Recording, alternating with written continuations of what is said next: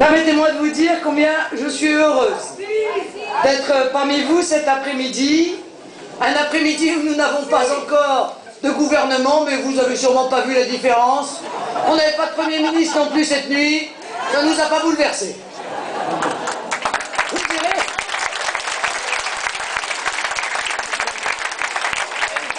ouf, il paraît qu'on aura un gouvernement ce soir, si tant est qu'on en ait un depuis 3 ans, avec Fillon le repris de justesse et Juppé le repris de justice. Avec ça, on est sauvés. J'aimerais bien sûr remercier les organisateurs de cette journée, Marie-Christine Arnautu, Annie Philippon et toute leur équipe. Permettez-moi également de vous exprimer à vous tous ma gratitude pour votre présence nombreuse, très nombreuse même, et amicale, très amicale, merci. Elle témoigne de l'importance que vous portez à juste titre, je crois, au devenir de notre famille politique et au fonctionnement de ses instances. Chacun de vous est conscient que le choix du Congrès de janvier 2010 ne déterminera pas seulement la désignation du président du mouvement, mais que cette décision interne aura une résonance au cœur même du système politique tout entier.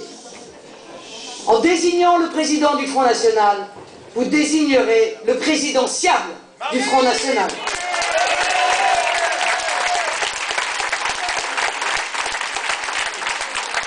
La logique des institutions, chers amis, comme l'expérience des présidentielles passées, nous enseigne en effet qu'on ne peut pas, sans courir à l'échec, dissocier la présidence d'un mouvement et la candidature à la présidence de la République.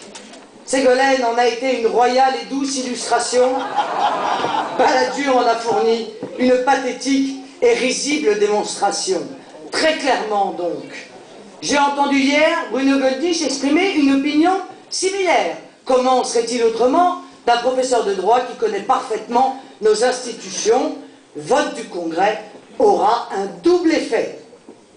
Au moment où notre pays glisse sur la pente de l'abîme, où notre modèle de société est soumis au reformatage forcé, mondialiste et communautariste, au moment où un méticuleux, et ne nous y trompons pas, un irréversible travail de remplacement de la population est en cours, il n'est plus temps de témoigner.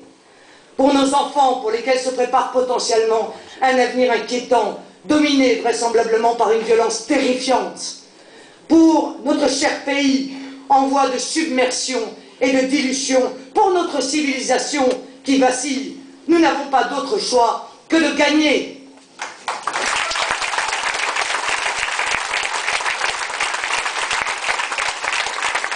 Chers amis, nous, militants nationaux, qui sommes les gardiens éclairés de l'esprit national et de l'intérêt de notre peuple, nous devons déterminer nos choix guidés par l'impératif de la victoire.